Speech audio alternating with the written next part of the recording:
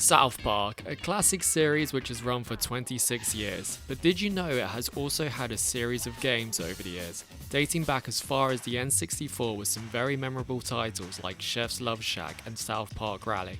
No, there's a reason not many people have heard of these games, because the creators despised them. And they just put these games out and it's like race your cars and all this stuff, and we're just like, that's stupid. And had no input into their creation, unlike their sexy dresses which they wore to the Oscars. But fast forward to 2009 and development began on a brand new South Park game, The Stick of Truth. This was a passion project by Trey Parker and Matt Stone, the creators of South Park. Writing and overseeing the game's production, they were heavily involved, and it shows. The Stick of Truth finally released in 2014 to critical acclaim, with fans wanting more. Parker and Stone stated the chance of them making a sequel was very unlikely, but being huge fans of video games, it seems like Trey and Matt couldn't pass up on the opportunity to make a second installment. All the reason was because they had the perfect title for a sequel. SouthPark, the fractured butthole. It was originally called the Butthole of Time. Yeah. Can't put butthole. The in retailers your time. won't put butthole The retailers on. won't put it there. I just sat there at my desk for hours and How do I get past butthole, this? butthole. With dramatically different combat and a longer narrative, the sequel was certainly a great game. Where it lacked in my opinion was its story's pacing, and how you didn't go beyond South Park the town. You even got a little tease of Canada but couldn't visit it. Hey, butter! You made it to Canada! Congratulations! You can't come in! I think it's fair to say Fractured Butthole certainly played it safe in terms of locations. Everything was in South Park. Going into the back of restaurants, invading a police building, nothing really caught me by surprise. And the one location that did, Dr. Mephisto's lair, was so short and was way more combat heavy than exploring. Stick of Truth had more unexpected twists and turns, be it getting abducted by aliens, chasing gnomes through the walls of your house to see your parents having... going to Canada, the list goes on. I really thought the game had more going for it. Today, I want to talk about my hopes for new locations we could potentially see with the recently announced South Park game. Not many details are known for this game, so this is all speculation. Before we start the vid, please consider subscribing if enjoying the content. Number 1, CARTMANLAND. In Season 5, Cartman inherits $1 million and uses the money to buy an amusement park, which is for him and him only. This would be a great environment to break into as the new kid, tracking down Cartman and challenging him to a fight. If you win, you get the keys and gain access to other parts of the park, even to the out of service rides where you find a dead Kenny. Now here is my idea for collectibles in the game. You have to find dead Kennys like with Yowie Art in various places around South Park. I feel CARTMANLAND would be a great addition to the game, and being able to explore the park by yourself without Cartman would be pretty sweet. Number 2, international travel. In South Park, the City Walk guy also has a business called City Airlines. This opens up the possibility of going to places outside of South Park, such as Somalia and Aspen.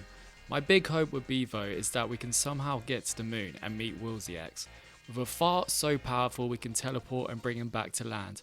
Morgan Freeman hasn't shown us all his burritos. Maybe he has a few new surprises brewing and a few new freckles he can earn. Number 3, Hell. Now Hell was actually meant to be featured in the Stick of Truth, but due to how ambitious the project was, a lot of ideas had to be scrapped. One of the quests involved was finding different guests in Hell for Satan's dinner party. I hope they bring this idea back, as it sounds a fun idea, roaming throughout Hell and trying to find his friends and his lover Saddam. Seems a prime location as well to meet Kenny, who becomes an ally once you find him. Number 4, the future. At the end of Fractured Butthole we learnt magic, which could make us go back in time, so hopefully in the next game we'll be able to go forward in time to the year 2546. In the episode Go Go Go, Cartman can't stand waiting for the Nintendo Wii. Wow, this episode is old. And decides to freeze himself, which results in him ending up in the future. This would be a cool place to explore, as you have the threat of the sea otters as well, that want to eat your organs on their bellies. Very scary but also very cute. Could result in a nice showdown for a boss fight. Number 5, the military base in Towley. In Season 5, the boys come across the worst character ever, Towley. A character that only shows up if you mention any subject involving water. And then I'll go to the lake. Don't forget to bring a towel! What? During the episode, the boys have to bring the Tau back to a military base, where they come across an evil Tau. Yes, this is actually a plot, stay with me now. This setting is a great location for the next game. You have a building that is imploding and a villain, an evil Tau, that stops you in your track by tempting you with getting high. And also I forgot to mention aliens trying to take over Earth using genetically modified Taus. Makes complete sense. Alright, next location. Number 6, TEGRIDY Farms. This is a no-brainer. In the previous games, TEGRIDY Farms wasn't even a location in South Park. It was introduced in Season 22, Episode 4. There's a lot to explore in this farm and a lot of crazy ideas they could do with Randy on the farm, such as having a dead Winnie the Pooh in the shed, or a passed out Towley in the tall grass that you need to find to be able to take back to the military base. Randy's specials could also be a collectible too, like member berries and fractured butthole, so I don't think Randy will take too kindly to find out the new kid is taking his stash. I didn't hear no bell. Christmas Town was a cut level from the Stick of Truth, which is a shame as it looks like it had a lot of cool ideas going for it, and I'm always partial to a Christmas location in games.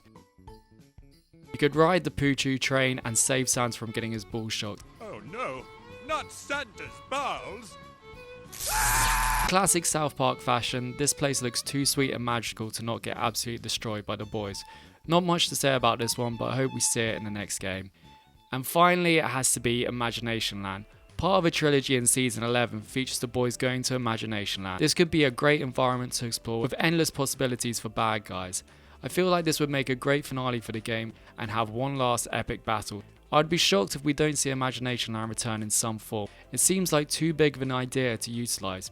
You could do anything with this level as it's all based on imagination. I think this would be a good level as well, that you are stuck with Butters as an ally, trying to find a way out until Stan, Carl, Kenny and Cartman return to help you fight in the final battle. Now that's my list for possible levels I would like to see. Now, let's talk about a few side quests. South Park games all have side quests, be it in helping a gay fish get his mum into heaven based on a real idea by Kanye West, not even kidding, or tracking down Man Bear Pig. What side quests could this game have? Now I'm not going to bore you with a whole list, but here's a few ideas I have.